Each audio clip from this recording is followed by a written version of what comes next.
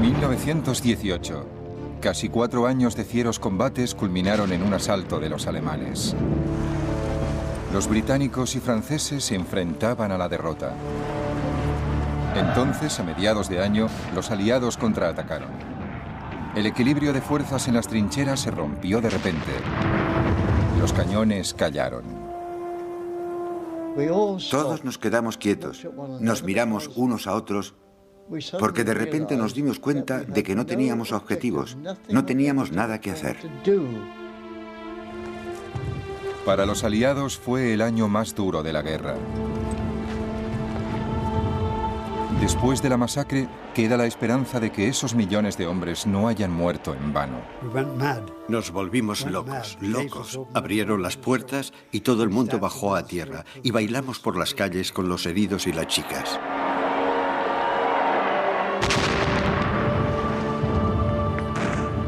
Esta es la historia de 1918, el año que lo cambió todo. Y la veremos por primera vez en color.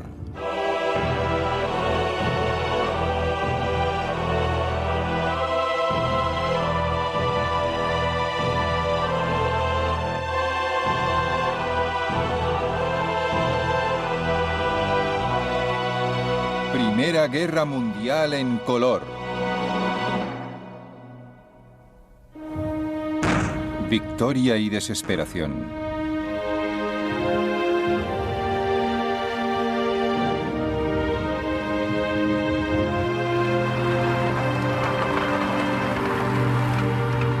En enero de 1918, después de casi 3 años de guerra en el frente occidental, los británicos habían sufrido 2 millones de bajas, entre muertos, heridos y prisioneros. Los franceses, 3 millones. El ejército francés aún se estaba recuperando de los motines de la primavera de 1917. El ejército británico se encontraba abatido por el cansancio. Y tanta lucha era solo por unos pocos metros de barro francés y belga.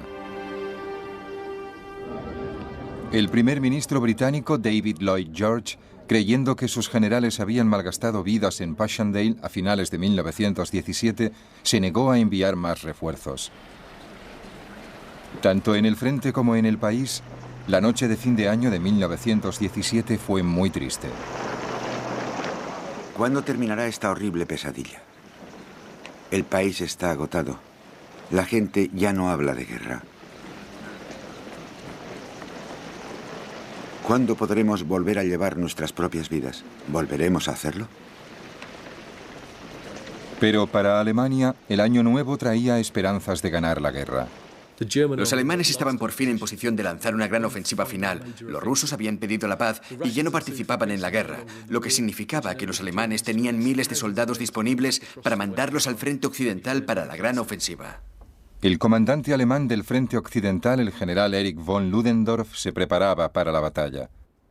El ataque por el oeste iba a ser una de las operaciones más difíciles de la historia. Estaba completamente seguro de eso y no lo disimulé. Alemania tendría que darlo también todo. El 21 de marzo de 1918, el ejército alemán atacó en un frente de más de 100 kilómetros.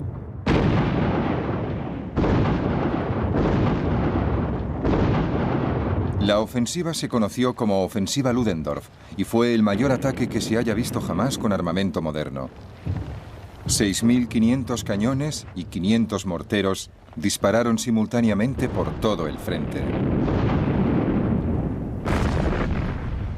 Winston Churchill, que había vuelto al gobierno como ministro de municiones, visitaba el cuartel general del ejército en Francia. Igual que un pianista recorre el teclado desde los agudos a los graves, en menos de 1 minuto se levantó la salva de cañonazos más tremenda que haya visto nunca.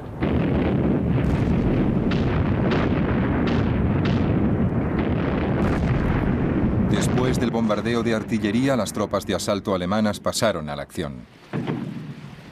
El gran momento había llegado. Lo que más dominaba entre la confusión que sentíamos era la rabia, el alcohol y la sed de sangre, al asaltar de una forma lenta pero irresistible las líneas enemigas.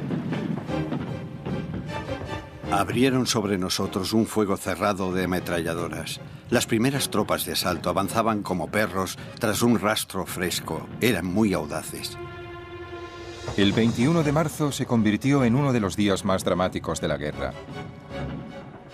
Los soldados alemanes quedaron sorprendidos. Aquello parecía una gran victoria. Lo que no nos atrevíamos a desear se convirtió en realidad. La artillería enemiga quedó silenciada, fuera de combate, con un tremendo golpe.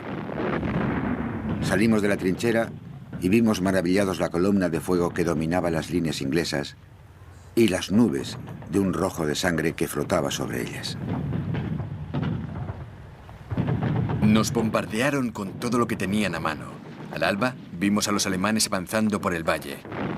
Mandamos corredores al cuartel general del batallón para que pidieran instrucciones. Los 2 primeros cayeron muertos o prisioneros.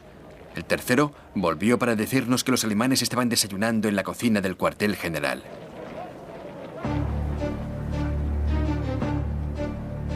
En 15 días, el ejército alemán avanzó 35 kilómetros de un frente de 80. Fue una franja enorme de territorio conquistado en comparación con el punto muerto de los últimos 3 años. La batalla había terminado antes del 4 de abril. Fue una victoria brillante, y así la recordará la historia. Lo que no habían logrado los ingleses y franceses lo habíamos conseguido nosotros en el 4º año de guerra. Ahora estamos pasando por el momento más crítico que hemos vivido. Los alemanes son muy buenos luchadores y tienen una organización fantástica que les apoya.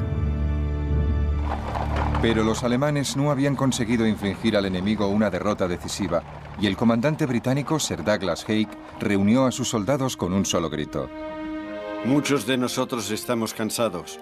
A los que lo están, les diré que la victoria siempre es para el bando que más resiste. No tenemos más remedio que luchar hasta el final. Cada posición debe mantenerse hasta el último soldado. Aunque estemos contra la pared, debemos luchar hasta el final, convencidos de la justicia de nuestra causa.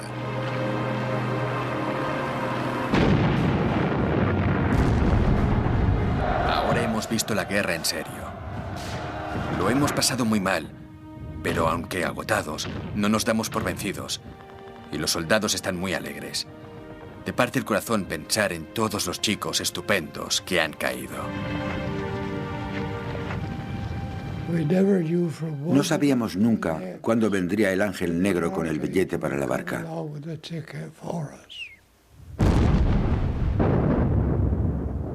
Oías una explosión y todo se llenaba de metralla. Una herida de metralla es mucho peor que una de bala. La metralla, si te da de lleno, te puede destrozar. Para los aliados fue el momento más crítico de toda la guerra. Los alemanes estaban a punto de abrirse paso y separar al ejército francés del británico. Y por eso, entre otras cosas, el general Foch, comandante francés, fue nombrado comandante en jefe de los aliados. Porque así, un solo comandante en jefe podía ordenar a los británicos y franceses que colaboraban y los alemanes no podrían dividir y vencer al separar los 2 ejércitos. Ludendorff puso los ojos en París, que estaba solo a 140 kilómetros. Si los alemanes conquistaban París, la victoria sería suya. El 26 de mayo, el ejército alemán renovó su ofensiva.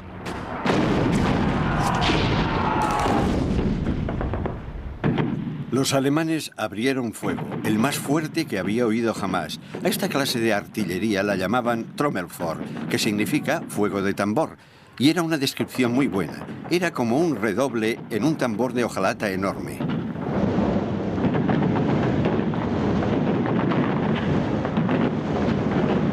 En 4 días, los alemanes avanzaron 50 kilómetros y llegaron al Marne. La capital francesa estaba a la vista. Pero la suerte empezaría a cambiar con rapidez. Los primeros 2 meses de la ofensiva Ludendorff habían causado más de 350.000 bajas aliadas entre muertos, heridos y prisioneros. Pero los alemanes habían sufrido casi otras tantas. Estaban muy dispersos, pero sus comandantes pedían un empujón más. En julio de 1918, el alto mando alemán aún conservaba cierto optimismo, pero eran muy conscientes de que se les terminaba el tiempo. Habían atacado 4 veces y no habían logrado derrotar definitivamente a los británicos y franceses. Los norteamericanos habían entrado en escena y los alemanes decidieron lanzar una última ofensiva sobre el río Marne. El 15 de julio atacaron 52 divisiones alemanas. Las defensas francesas estaban bien preparadas. Cuando llegaron las tropas de asalto alemanas, estaban fuera del alcance de la artillería de apoyo. Los tanques y la infantería aliada contraatacaron.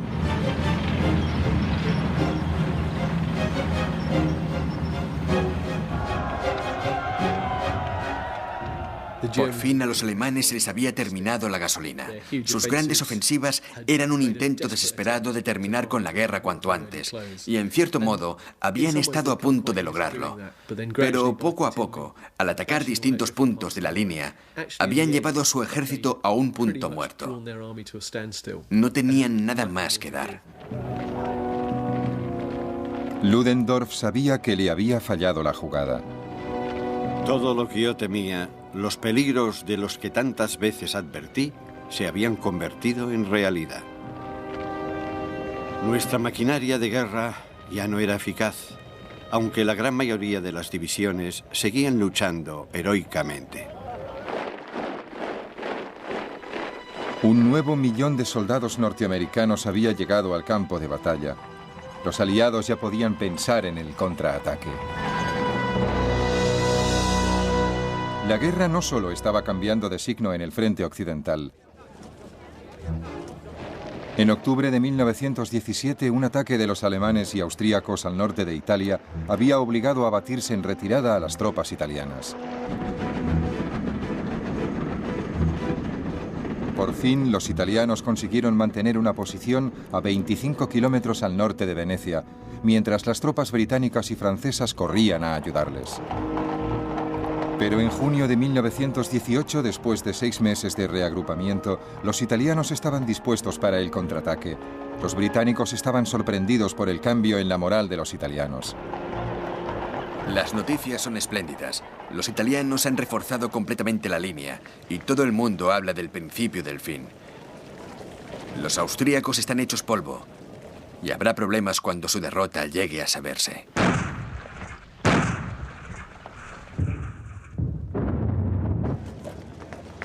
Todos supimos que Italia se había salvado y nos alegramos juntos. Pero no sabíamos que Austria y Hungría estaban condenadas y desaparecerían de la lista de grandes potencias. Pero la guerra tenía que ganarse en el frente occidental. A partir de ese momento, las tácticas aliadas se iban a combinar con el armamento y los recursos humanos para producir el mayor despliegue de fuerzas militares que haya visto el mundo. El 4 de julio de 1918, una división australiana dirigió un ataque a pequeña escala, pero demoledor. Fue una auténtica lección de cómo librar una batalla. La infantería avanzaba tras los tanques, apoyada por gran cantidad de artillería pesada y barreras de ametralladoras del cuerpo de ametralladoras. La aviación real también apoyó, soltando por primera vez bombas con paracaídas. Fue un éxito, sobre todo por el secreto con el que se desarrolló. Los alemanes no tenían ni idea de lo que iba a ocurrir y la sorpresa fue total y absoluta.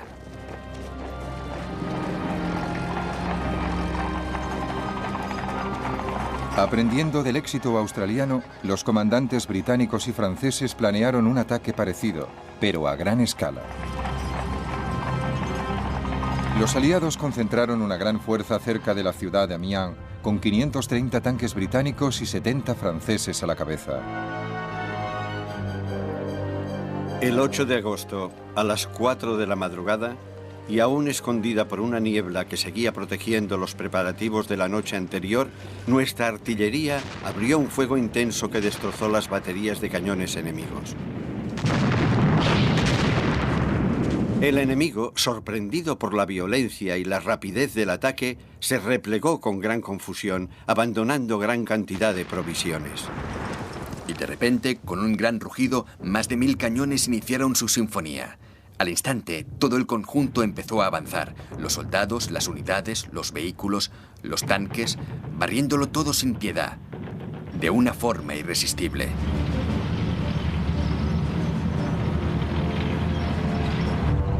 Hemos avanzado 10 kilómetros. Aquí empieza la guerra de movilidad. Para los aliados fue el mejor día de la guerra hasta entonces. El ataque fue tan rápido e inesperado que un jefe de brigada alemán fue capturado mientras desayunaba. La organización era perfecta para avanzar. Íbamos a una velocidad tremenda. Era fantástico volver a avanzar, y no como en marzo, cuando íbamos de retirada. Los aliados avanzaron unos 12 kilómetros y los alemanes sufrieron unas 27.000 bajas. Esta era la clase de victoria que se echaba de menos en el frente occidental desde 1914. Durante el mes siguiente, los aliados empujaron a los alemanes a retroceder 40 kilómetros de un frente de 65. Los comandantes aliados veían una transformación sorprendente. La disciplina del ejército alemán se degrada rápidamente y los oficiales alemanes ya no son lo que eran. Para mí, esto es el principio del fin. Creo que los alemanes tendrán que retirarse en todos los frentes antes del invierno. Tienes muchos motivos para estar contenta en casa, pero no quiero que pienses que ya está todo ganado. Los alemanes todavía guardan muchas coces. Si podemos volver a estar juntos después de la guerra, haremos algo con nuestras vidas para demostrar nuestra gratitud por la bondad de Dios. Pero claro, aún no estoy en casa. La mayor transformación de todas fue la llegada en masa de los norteamericanos a las órdenes de su comandante, el general John J. Pershing. Aunque fuera por una cuestión de número, ahora los aliados sabían que tardaran lo que tardaran, terminarían venciendo. En julio de 1918, un año después de que empezaran a llegar, había 1 millón de norteamericanos en el frente occidental. La seguridad de los aliados aumentó con sus nuevos aliados. Hay muchos norteamericanos en el frente. Se ha forjado una comprensión mutua estupenda entre nuestros chicos y los yanquis. Seguro que los yanquis resultarán unos soldados excelentes. Me encanta. He aumentado de peso y me levanto de la cama de un salto lleno de empuje. A mediados de septiembre de 1918, los norteamericanos lanzaron el primer ataque como ejército independiente. Su objetivo era la cuña de tierra de Saint-Mihiel, en poder de los alemanes.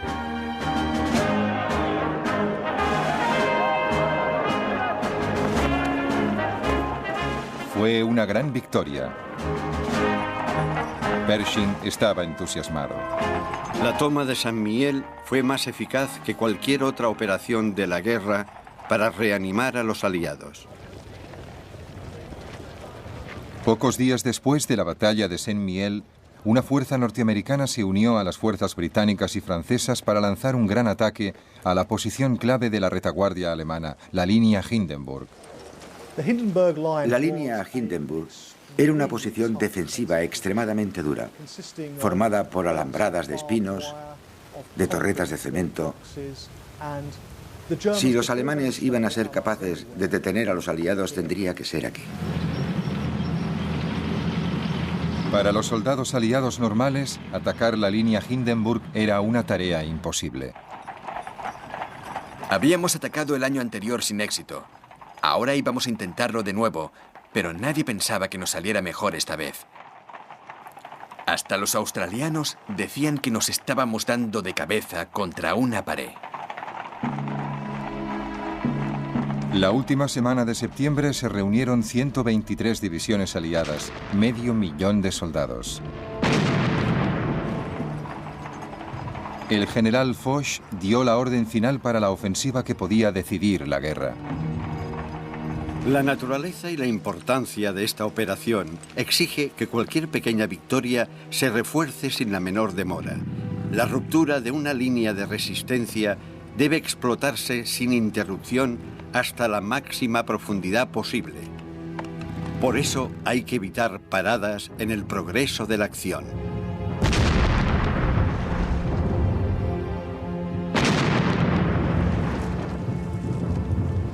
La guerra de trincheras y el estancamiento eran cosa del pasado. Gracias a las líneas de artillería cada vez más precisas que ablandaban al enemigo, los soldados aliados podían hacer realidad el deseo de Foch por una guerra de grandes movimientos. Recibimos inmediatamente la orden de atacar y nos lanzamos, aunque teníamos que arrastrar la ametralladora. Estábamos muy emocionados y había mucho ruido. Todo el rato pensábamos que nos tumbaría una bomba, pero no ocurrió. Atravesamos zanjas y alambres de espino con la ropa cada vez más mojada y rota.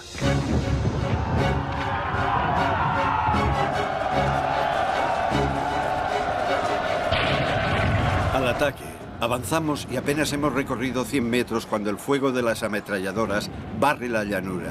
Las balas silban por todas partes. Logramos avanzar a pesar de todo. Tenemos que salir de esta zona. Si no, ni uno solo de nosotros volverá vivo. Estamos hechos un asco. Sucios, llenos de barro, mojados hasta los muslos y con la ropa hecha jirones. Brooks ha muerto en el avance y he oído que Holt está herido por una bomba. Un operador de radio británico siguió a la infantería desde la trinchera para instalar una emisora en el frente e informar de los progresos. Pero la unidad había perdido una pieza vital del equipo. Nos encontramos con que no teníamos antena. Volví, la encontré y entonces volví a las trincheras de apoyo para recogerla y tuve que llegar hasta allí pisando a los muertos. Ese día solo me comuniqué con los muertos porque tenía que pisarles y decía, lo siento, chico.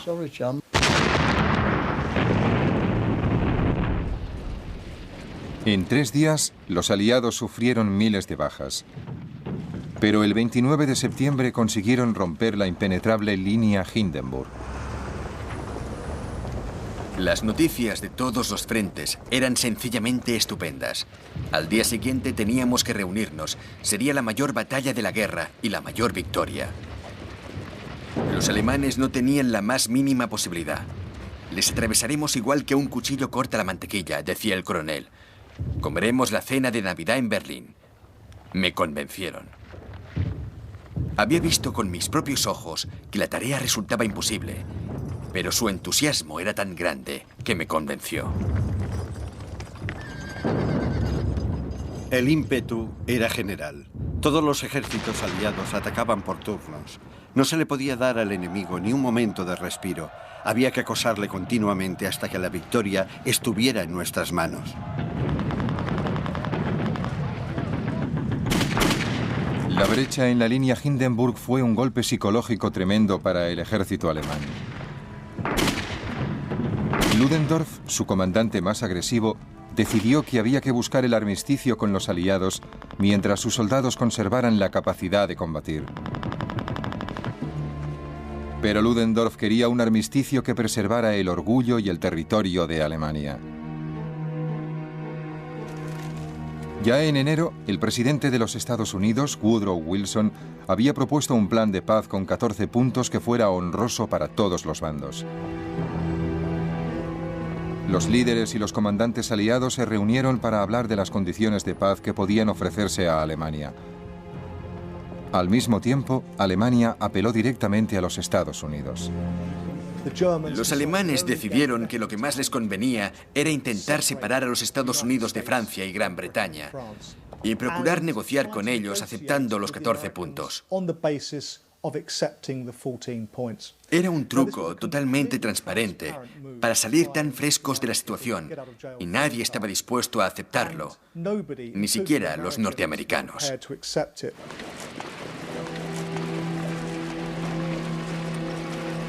Los británicos y franceses exigían que se incluyera en el Tratado de Paz la abolición de la monarquía alemana. Para los tradicionalistas como Ludendorff, eso era una ofensa. El ejército alemán seguía dispuesto a luchar. Ludendorff había recuperado el valor y la esperanza del tratado de paz se rompió. Aunque estaba en sus últimos estertores, la guerra aún no había terminado.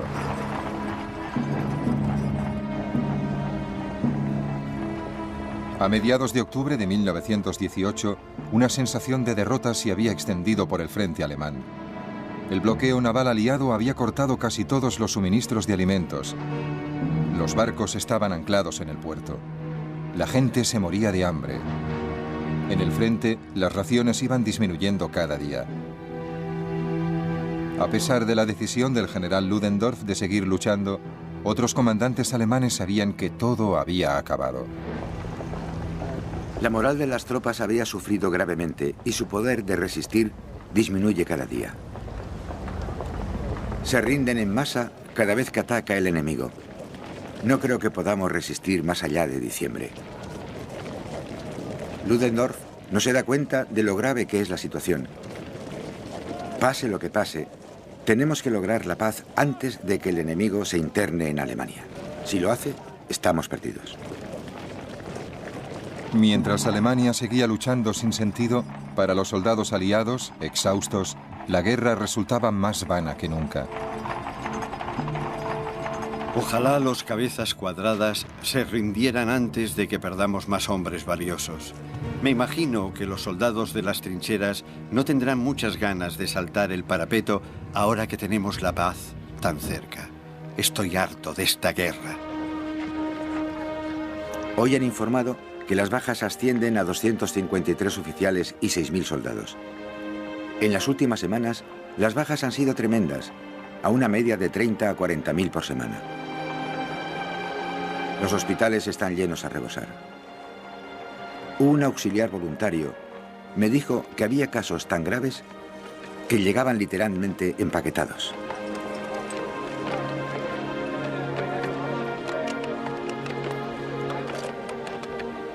Creo que podemos asegurar que no durará mucho. Los alemanes a los que nos hemos enfrentado no eran ningún peligro, solo pensaban en la paz. Los refugiados franceses y belgas volvían a los pueblos y ciudades que fueron ocupadas por el ejército alemán y arruinadas por la guerra.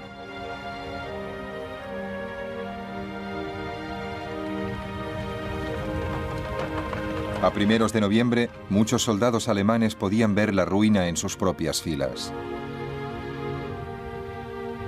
Los ejércitos alemanes estaban en muy baja forma. Todos los soldados y todos los civiles tenían hambre. Las pérdidas materiales no podían reponerse y los soldados que llegaban al frente eran demasiado jóvenes, mal preparados y poco dispuestos a jugarse el cuello, porque se veía que la guerra era una batalla perdida. Ludendorff seguía queriendo luchar y apeló al ejército alemán para que rechazara las ofertas de paz. Pero entonces el país se hundió de repente. El 26 de octubre el Kaiser expulsó a Ludendorff por insubordinación. 2 semanas más tarde el propio Kaiser abdicó y se marchó al exilio.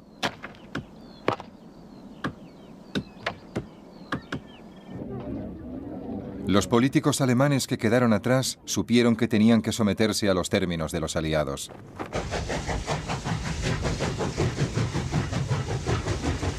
A las 5 de la madrugada del 11 de noviembre se firmó el armisticio en un tren en la campiña francesa de Compiègne.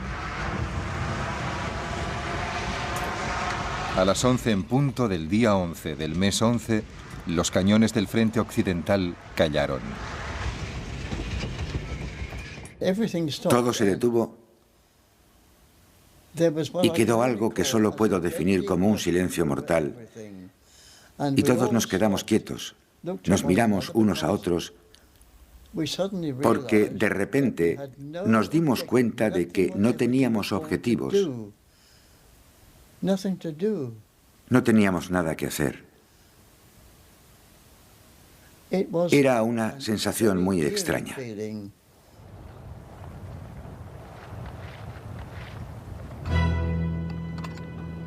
Habéis ganado la mayor batalla de la historia y habéis rescatado la causa más sagrada de todas, la libertad del mundo. Tenéis todo el derecho a estar orgullosos, porque habéis coronado vuestros estandartes de gloria inmortal y os habéis ganado la gratitud de la posteridad.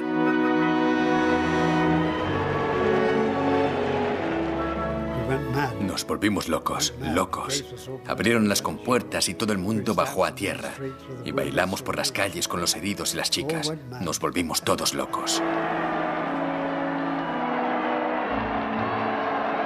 Supongo que fue el día más memorable de la historia del mundo.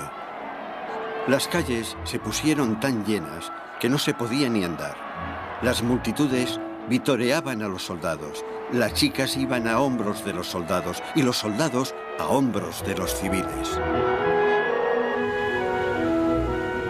Pronto devolveremos las mulas y volveremos a casa, donde podremos comer azúcar, dormir en camas, quitarnos los piojos, ver a nuestras familias y perseguir a las chicas. Las novias, los hijos, las hijas y sobre todo las madres abrazaban a los héroes que regresaban. Estaba contenta de tenerme con ella. Yo era su niño guapo. Estaba tan pendiente de mí, contenta de tenerme con ella. Estaba contenta de tenerme con ella. No podía pensar en nada más. Menos mal que ha vuelto a casa sano y salvo. Mientras cumplíamos con las formalidades para desembarcar, una idea extraña e irreal se me pasaba por la cabeza.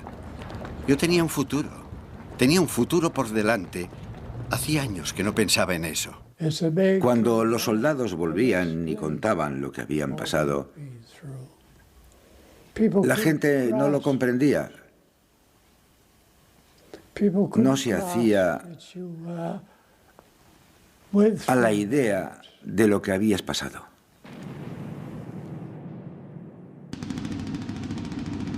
Me alejé del ejército y cuanto más lo pensaba, más me alejaba. ¿Por qué dos civilizaciones tienen que ir y dispararse mutuamente? Es un asesinato. Si existe un Dios, ¿por qué no frenó al Kaiser y por qué no frenó a Hitler? ¿Por qué sacrificó todas esas vidas?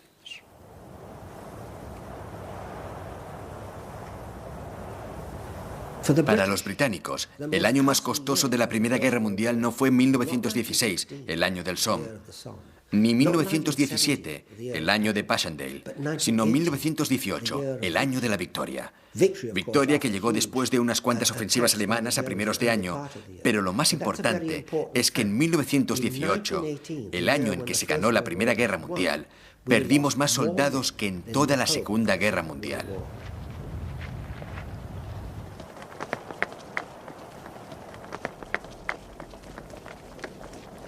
Pero por el momento todo era alivio y las ciudades francesas recibían con alegría a sus libertadores.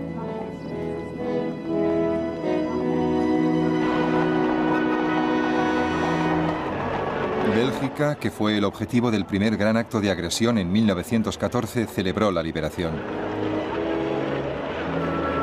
Cuando volvió su rey, se encontró con una ruidosa celebración en Bruselas. El ejército alemán emprendió el camino de vuelta.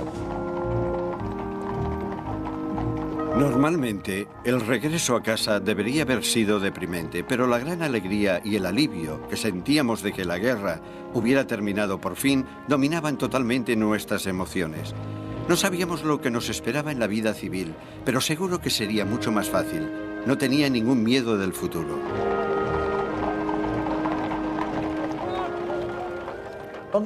En los términos del armisticio, las tropas alemanas que siguieran de uniforme podían marchar de vuelta a Alemania.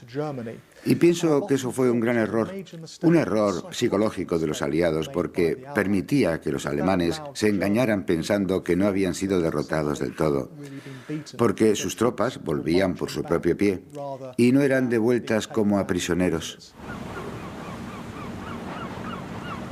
12 días después de firmar el armisticio, la Armada alemana se rindió oficialmente y entregó sus barcos a los británicos. Los oficiales y los soldados ingleses subieron a cubierta. Apenas nos latía el corazón y nos mordíamos los labios desafiando nuestra vergüenza. No era vergüenza, porque pensábamos con orgullo en todas nuestras victorias y proezas heroicas. Cuando se izó la bandera inglesa, nos volvimos y miramos hacia nuestro propio país. La flota de Alemania zarpó hacia la base británica de Scapa Flow para ponerse bajo control aliado. 9 meses después, en un acto final de desafío, los marinos alemanes hundieron sus propios barcos. Una pequeña luz entre las tinieblas para el derrotado comandante alemán. La historia del pueblo alemán termina de momento con la paz. El futuro se ve muy oscuro y el único destello han sido las acciones de nuestros hombres en Scapa Flow. Se han desvanecido todas las ilusiones. Estamos ante la nada. Vimos los barcos en Scapa Flow. De algunos aún se veía la chimenea y parte de la cubierta superior. Estaban en el fondo, hundidos. No podíamos creerlo.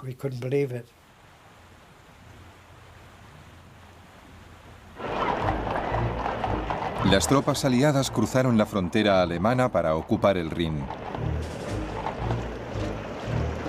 Por fin hemos alcanzado nuestra ambición y la victoria ha quedado demostrada. El Rin alemán, está vigilado por tropas británicas y la bandera británica ondea sobre Colonia. El Kaiser no va a tomar la cena de Navidad en Londres, sino que nosotros la tomaremos en el corazón de Alemania. En enero de 1919, los delegados de las agotadas naciones europeas llegaron a París para una conferencia de paz.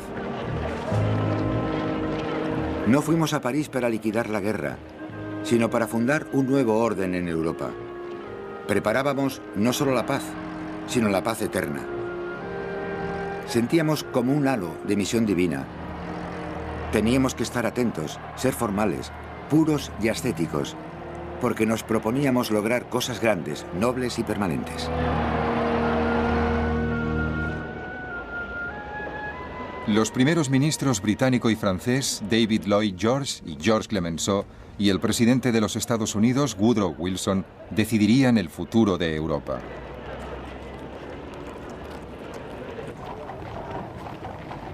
Para Lloyd George y Clemenceau, la prioridad era suprimir la capacidad de Alemania para hacer la guerra. Insistieron en que Alemania debía entregar todos los aviones, tanques y submarinos, mantener su ejército por debajo de los 100.000 efectivos, rendir todas sus colonias y pagar una compensación financiera. También debía ceder terreno por el este al nuevo Estado independiente de Polonia. Para algunos delegados que habían viajado a París con grandes esperanzas, los términos eran muy severos. Si yo fuera alemán, no firmaría de ninguna manera.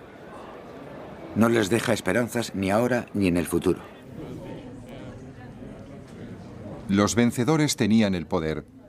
Como diría Lloyd George ante la Cámara de los Comunes, los términos de la paz son terribles en muchos sentidos para imponérselos a un país, y terribles fueron los crímenes que hay que compensar.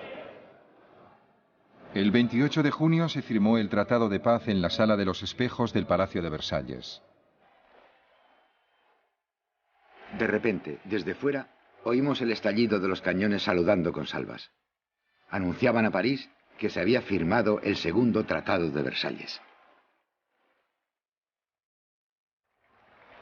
Las naciones vencedoras celebraron desfiles de la victoria y la vida pudo volver a la normalidad.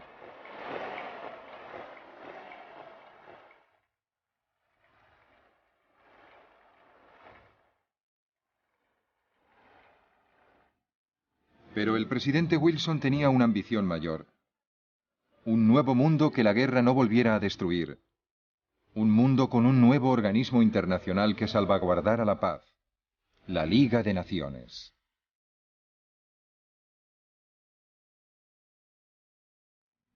La Liga se fundó el 24 de abril de 1919. La primera vez que la propuso, Wilson dijo: Es una garantía definitiva de paz. Es una garantía definitiva contra la agresión. Es una garantía definitiva contra todo lo que ha estado a punto de llevar a la ruina toda la estructura de la civilización.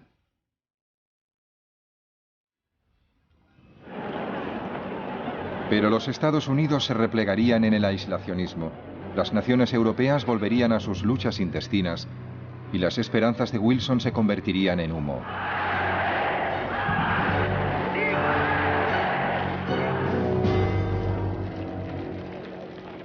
Los 4 años de guerra habían alimentado nuevas ideas revolucionarias. Se dijo que la culpa era del orden del viejo mundo y se cuestionaron los sistemas políticos tradicionales. En Londres hubo una oleada de huelgas y protestas en la industria, incluyendo huelgas de soldados que querían ser desmovilizados. En los Estados Unidos, una organización llamada Trabajadores Industriales del Mundo sembró el caos en las calles. La punta de lanza de la revolución eran los bolcheviques rusos, que en esos momentos estaban amenazados porque el país degeneraba hacia una sangrienta guerra civil. Matemos a nuestros enemigos sin piedad, a miles. Por la sangre de Lenin, que corran ríos de sangre burguesa. La revolución bolchevique había asustado a la gente por toda Europa. Los políticos no tardaron en explotar sus miedos. En Italia, Benito Mussolini prometió lo que él llamaba la tercera vía, sin comunismo ni capitalismo. Su partido se llamaba el Partido Fascista. La nueva República Alemana, consumida por la amargura de la derrota, estaba asediada por extremistas, tanto de izquierdas como de derechas. En Alemania hay una guerra civil. Se destruyen propiedades alemanas, el dinero público se malgasta y se emplea en usos egoístas. El pueblo, hundido en lo más bajo, se regodea en la libertad de la revolución. Las masacres en las calles se hicieron habituales. Alemania, que ya había sido humillada por sus vecinos, parecía ahora dispuesta a destruirse en luchas intestinas. El país reclamaba un nuevo líder fuerte. Esperemos que Alemania encuentre jefes que la guíen y que estén dispuestos a aceptar responsabilidades como los comandantes en el campo de batalla. Hombres de propósito y voluntad firmes, capaces de insuflar nuevo vigor a nuestra débil vida nacional. Hombres que unan nuestras fuerzas creativas en una gran obra de construcción. Ludendorff, el hombre que casi ganó la guerra para Alemania, pero terminó llevándola a la derrota, encontró la respuesta en la figura de un joven cabo austríaco llamado Adolf Hitler.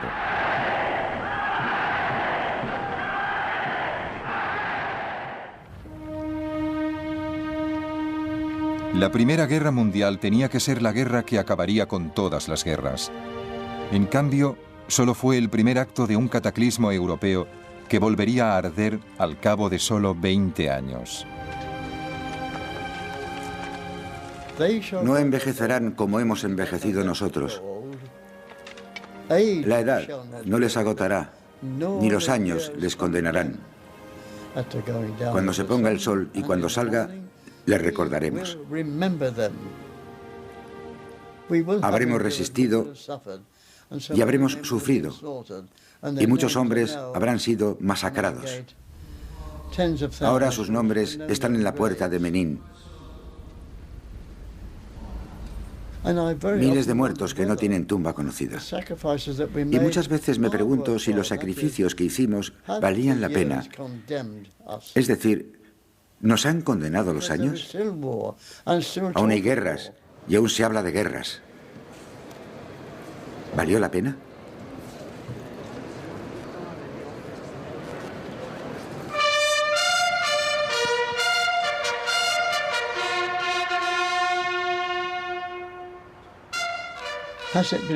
Sí, creo que valió la pena.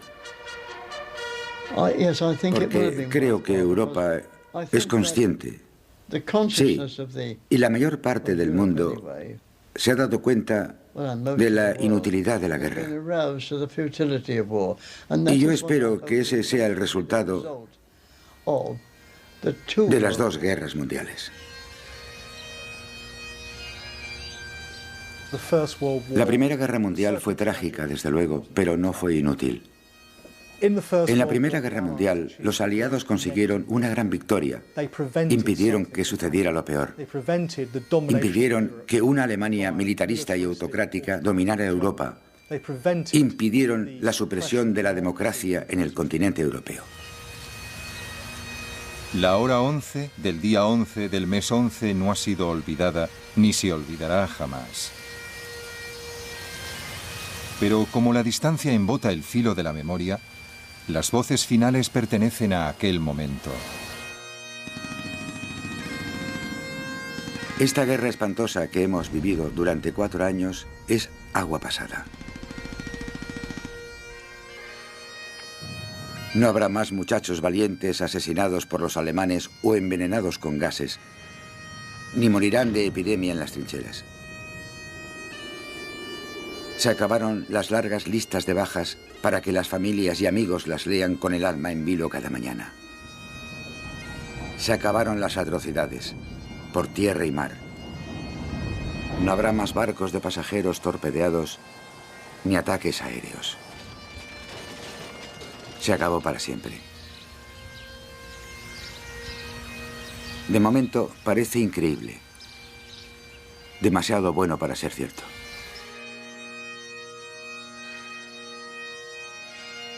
Me separé de los demás y pasé poco a poco por Whitehall, con el corazón hundido por un desánimo helado. Todos mis amigos más íntimos se habían ido. No quedaba ni uno para compartir conmigo la altura y las profundidades de mis recuerdos. A medida que pasaran los años y perdiera la juventud y los recuerdos se desvanecieran, una oscuridad cada vez más densa cubriría a los jóvenes que fueron mis contemporáneos. La guerra había terminado. Empezaba una nueva época. Pero los muertos estaban muertos y no iban a volver jamás.